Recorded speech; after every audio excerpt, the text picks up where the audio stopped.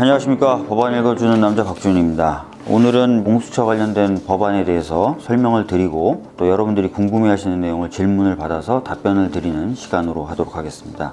공수처 법안이라는 것이요, 지금 현재 국회에 하나만 제출되어 있는 것이 아닙니다. 제가 들고 있는 이 자료로만 봐도 5개의 법안이 제출되어 있고요. 그 중에 송기현 의원님 안이 사실상 정부에서 마련한 안을 의원입법 형태로 발의한 것이기 때문에 송기현 의원님만이 정부의 입장이다, 이렇게 생각하시면 될 것 같습니다. 다른 법안에서 참고하실 만한 내용이 있다면 곁들이는 식으로 설명을 드리도록 하겠습니다. 크게 보통 두 가지로 이야기를 합니다. 하나는 검찰 개혁을 위해서 필요하다.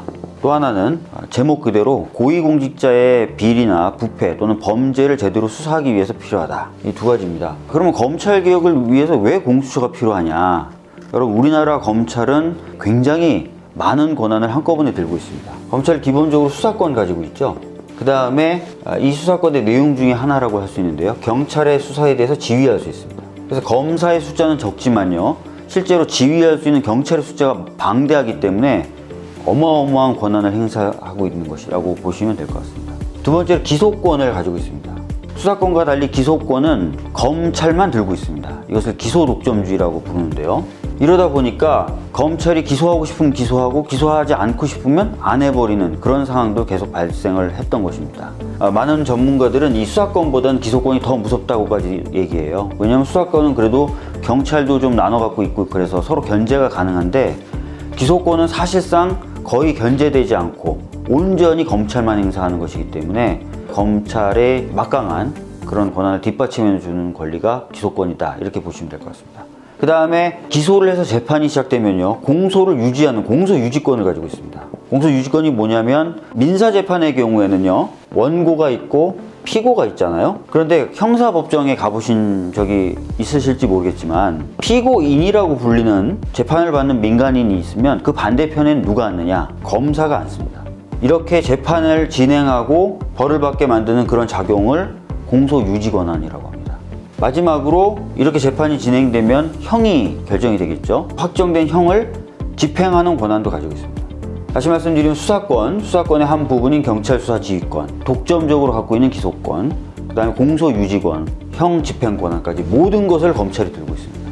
이렇게 모든 것을 다 들고 있다 보니까 검찰은 무소불위, 검찰을 누가 건드릴 수가 없는 상황이 된 것이죠. 간단히 볼까요? 만약에 검사가 어떤 뇌물을 받았어요. 거기에 대해서 경찰도 수사는 할 수 있어요. 수사를 해봤자 기소권을 독점하고 있기 때문에 기소를 안 해버리면 아예 재판조차 안 받게 되는 겁니다. 이런 식의 일들이 왕왕 있어 왔던 것이죠. 그래서 검찰을 견제할 수 있는 기구를 하나 만들 필요가 있다라는 이야기가 굉장히 오랫동안 제기되어 왔던 것입니다. 그래서 검찰개혁의 한 수단으로 공수처가 계속 이야기되어 왔다라고 보시면 될 것 같습니다. 두 번째는 고위공직자에 대한 수사가 현재까지 제대로 이루어지지 않았던 부분을 보완할 필요가 있다는 것입니다.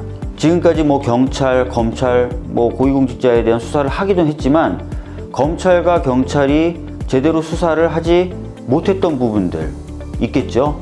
그런 부분들을 견제해 줄 만한 기관이 하나 더 필요하다고 본 겁니다.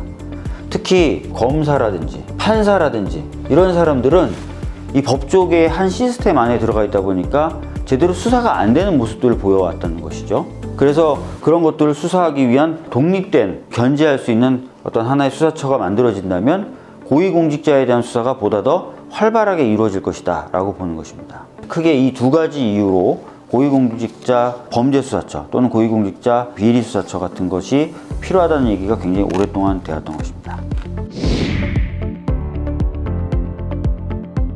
송기현 의원님 안은요, 고위공직자 범죄수사처, 그래서 공수처가 되는 겁니다. 근데 반면에 박범계 이용주 의원님은 고위공직자 비리수사처라고 불러요. 오신환 의원님 안은 아예 조금 다른데요, 고위공직자 부패방지처라고 이름을 부릅니다.